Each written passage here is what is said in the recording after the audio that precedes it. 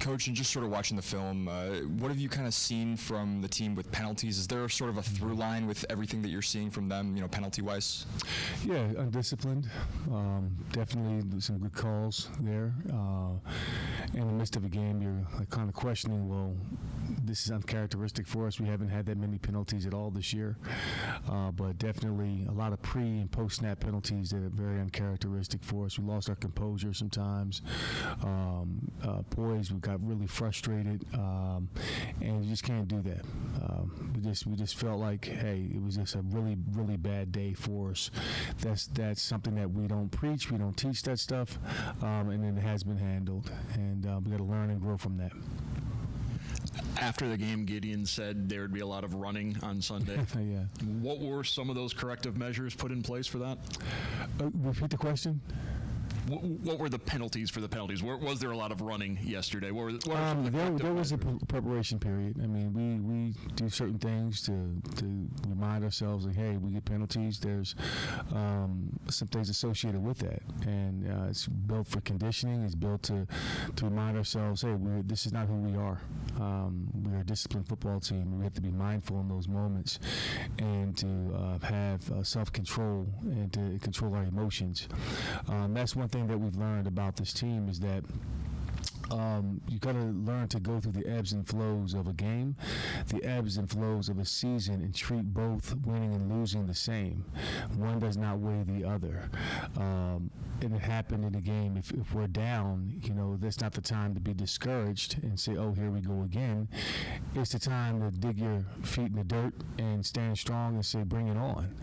And that's what builds championship teams are those moments. So we've got to learn not to be so emotional, but just put our head down, go to work, continue to do your job, continue to execute at a high level, play fast, physical, and with discipline, and let the chips fall where they may. Don't worry about the results. The results take care of itself, and that's when you have to really trust in the process. You got to trust your training. You got to trust in the brotherhood that you've created, and that's what we're starting to learn to do, and that's the takeaways that you take away from a game like that. When you look at the film and the inability to establish a running game, how much was that Central Michigan? How much was that you guys just not executing? Both. We were putrid in our run game. We were putrid as an offense, pretty much. We had established a drive earlier on, got to a 3-point lead.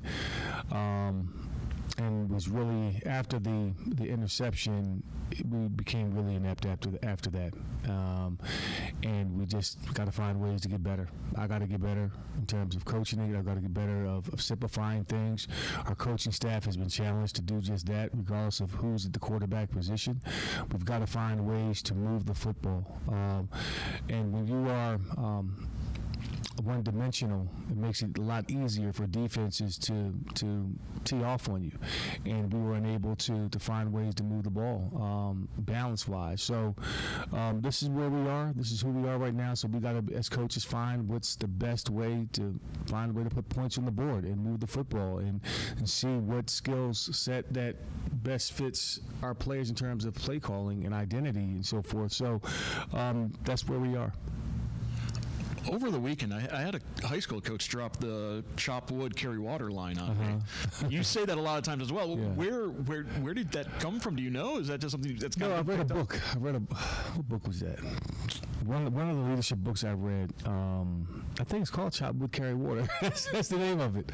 And it just goes back to fundamentals I've always believed in as a player, certainly as a coach, is to go back to work, regardless of what happens, how you win. Even when you come off an emotional win that we had 2 weeks ago against Toledo, you got to come back to work. You got to get back settled and not get caught into what people are saying, the outside noise, and what people are saying in terms of patting you on the back and, data boy and all of that. And there's still work to be done. And that was the focus, was saying, hey, we found a way to win a ball game, but we're still not where we need to be. we still have a lot of work to do, and I think guys are starting to understand that. So that's always been my motto. I remind myself of that, when I start to go off the rails a little bit and try to think of overthink things. Just go back to chop wood, carry water. That's what we want to do. That's the motto. What are the challenges? What are the opportunities this week going on the road, taking on a 2-5 Kent State team? Well, I've always known that the MAC schools are highly competitive. You don't look at the records. You don't look at necessarily what their statistics are, and rushing, throwing the ball. You're going to play a competitive ball game every single week. So we've got to come in with the right mindset. First of all, come in with the mindset to come to work, to learn the details of our plays, to simplify things so we can play fast, to have confidence in what we're doing, what we're calling, and how we're playing it, and to continue to be disciplined and not worry about the end of the season, championships, bowl. That does not matter. What matters is how we approach tomorrow and the rest of this week in terms of our preparation and getting ready to play a competitive ball game on the road against a quality opponent. So that's going to be our mindset. Any update with Drew? How's he doing?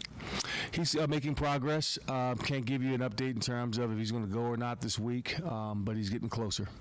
How do you maximize Lucian? Him the last 2 weeks, we've seen him be really good against Toledo. We've seen him struggle against Central. How do you maximize him? Well, that's the growing pains of a young quarterback. You're going to have that inconsistencies. I mean, that's where you are with it, and he has to learn and grow. There are some opportunities that he left on the field, and I think he's taken to coaching, and we just got to manage him as he goes, and we've got to find ways to make sure that he's successful. If that's just a couple concepts here or there, and running 4 or 5 different concepts or less, that's what we're going to have to do, and have to understand that it's going to be complementary football from across the board. That we may not be able to churn out sustainable drives and efficient run game. It may be a situation where it's a game of field position, playing great defense, and the margin of error is slim when you play that way. But that's where we are. We have to learn how to play that way because that's the hand that's given to us. Coach, you talked about not being one-dimensional. What is the message to Lucian? It seems like the last couple of games he's been fairly efficient, completions to attempts, but he's been snake-bitten on a couple of these tip balls. What do you say to him? Yeah, I mean, you know what? It's unfortunate that happens, and as a quarterback, there are certain things you're coached to do in those situations. In the screen that shouldn't have happened. He should have burned it. You have to recognize that. So his eyes have to settle down.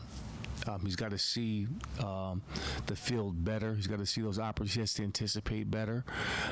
His pre-snap reads are indicators of what needs to happen within the play, and I think he's starting to learn and understand that. So we just have to continue to coach him and be better, and again, not put too much on his plate that he can't handle it.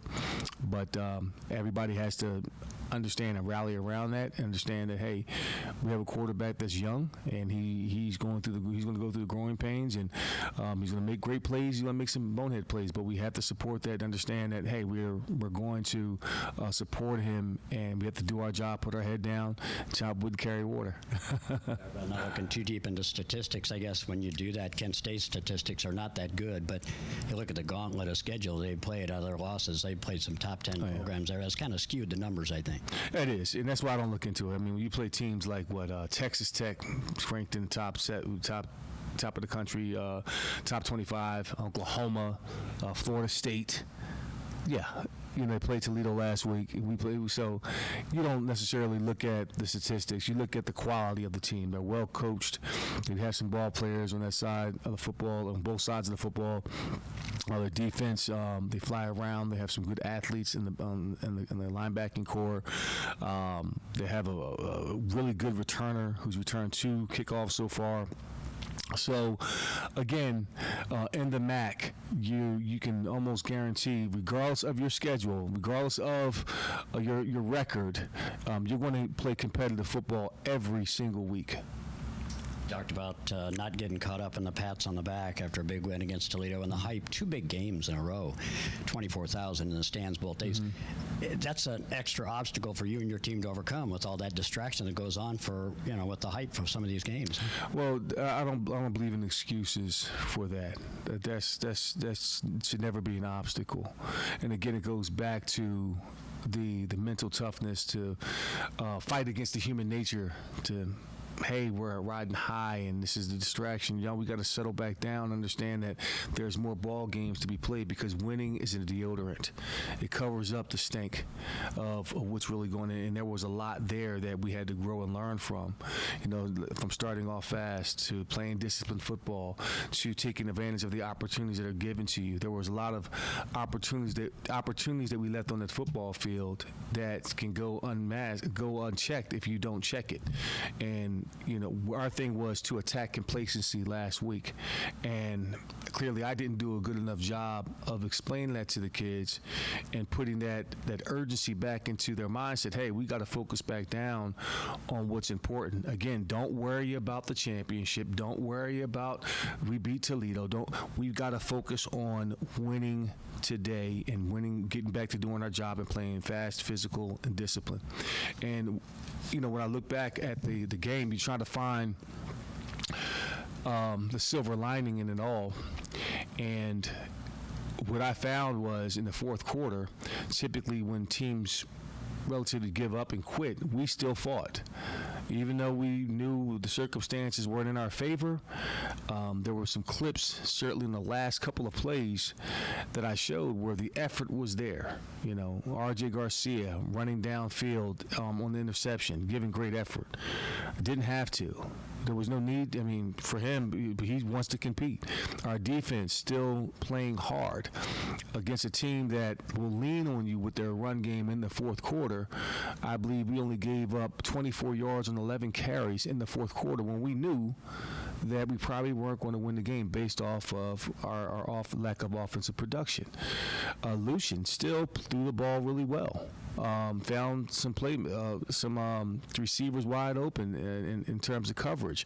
So we never got down. We never gave up. And that was my challenge to the team going into the fourth quarter. I said, no matter what the score is, I don't want to see any bad body language. I don't see nobody's going to quit. We don't do that.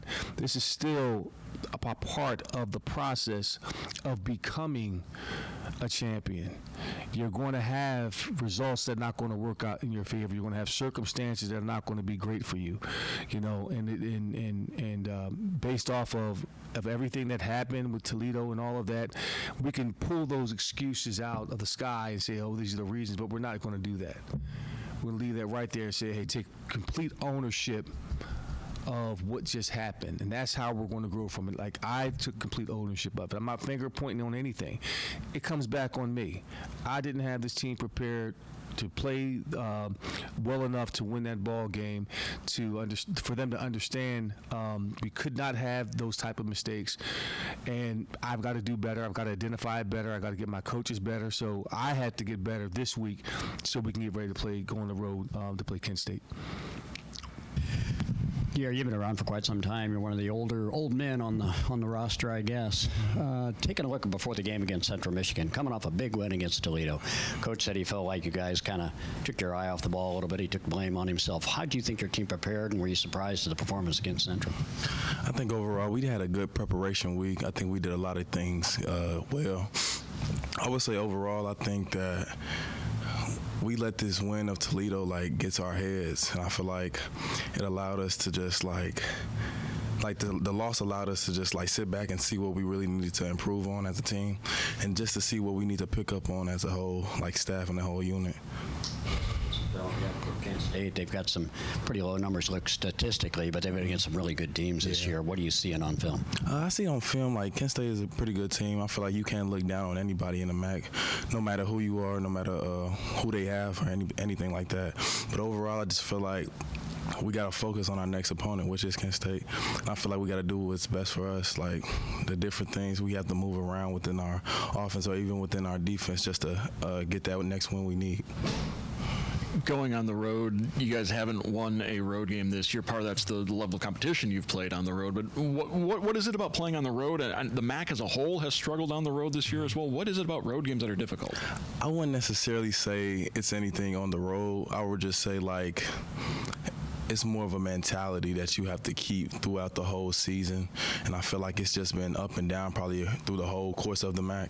So I would just say, like, the mentality that you must keep through the whole season is what you really need. Over the last 48 hours, what has been the message about the penalties? What has been said about it? What has been done to correct some of those things? So usually whenever we have penalties or anything like that, we do penalty runs. So just to basically get us back on track, because we know we fall short in those areas. So we just do our penalty runs on Sunday, and we get everything corrected. Like, we do like our walkthroughs as well. So that's really it. What is a penalty run? How much are you guys running? So I would say, like, it's like half the field, and we'll go like back and forth. And so basically like a half gasser or like a full gasser, or either we might even go to the hill, and we just run the hill sometimes. So how many penalties we got, that's how we have as a team. Kent State, big rival. I don't know if it gets the same amount of hype as the Toledo rivalry. You've been around this program for a while now. Where do you put that rivalry among the others? I wouldn't say it's as big as the Toledo rivalry, but I would definitely say Kent State is a worthy opponent for us to play. I definitely think they deserve the, basically just us in depth, like with the film and different things like that. We just need to focus on them and different things like that. One more question real quick. You can give us an inside view if you can. Mm-hmm. Coaching style. Mm-hmm. Scott Leffler, we see him from the outside, very intense, very focused. Eddie George, something similar. Compare the two coaches and their coaching style now half a dozen games in under Coach George. I would say Coach George is more of a, like, I feel like he's real, like, straight to, like, the nitty-gritty. Like, he's a real strong, focused coach, a really strong believer on a lot of things. I feel like his main focus is, like, his faith. Like, I feel like his faith is what drives him, and then he puts that into the team as well.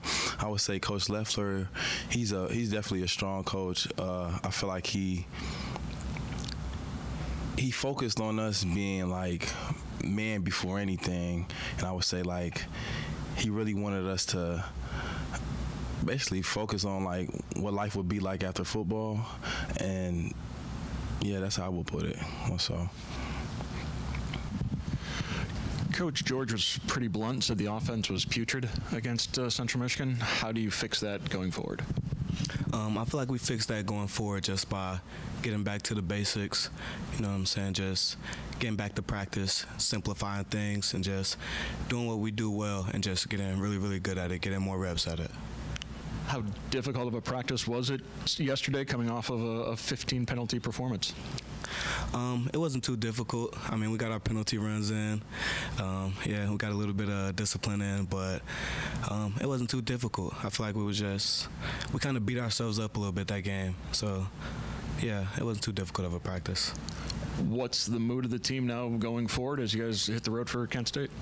We're trying to have a short-term memory. I feel like we kind of rode the highs a little bit coming off that Toledo game, and it kind of carried over versus Central Michigan.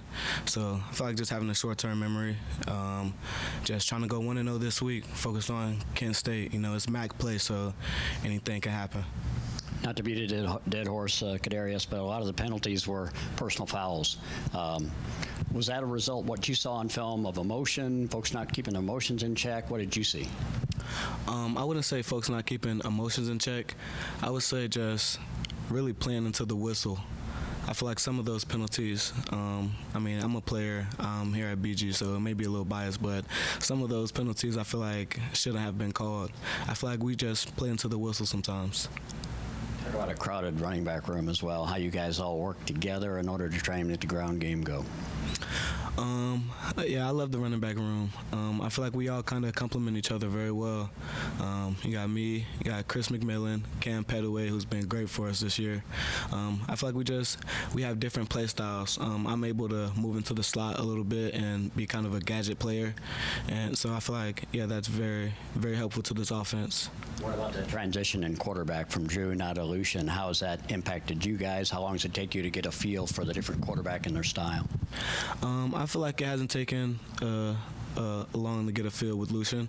I feel like we just have to help him out a little bit, just simplify things, but he gets the reps in practice like the same amount as Drew would get, so I feel like he's right there. He knows what he's doing. It's just really just all about getting confident, getting out there and playing loose. More questions?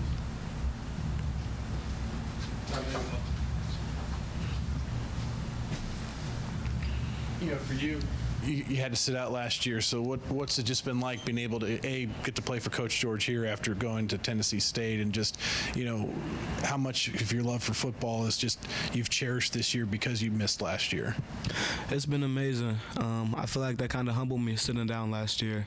I was excited to get back, and I really appreciate Coach George and Coach Crawford for keeping that relationship with me, keep checking up on me. Like, even on the days they were playing in the season, they still made sure that they checked up on me. And it's been good to get back to it, and I'm excited to play these last 5 games and see what I could do. You're kind of a threat from a rushing and receiving standpoint. What part do you have the most fun with when you get? How do you like getting the ball? Just any way I can, for real. I be trying to go to the end zone every time I touch it. I really feel like I haven't scratched the surface of what I'm able to accomplish this year. I really feel like I've been kind of on the dead end. So I'm really excited to play these last 5 games.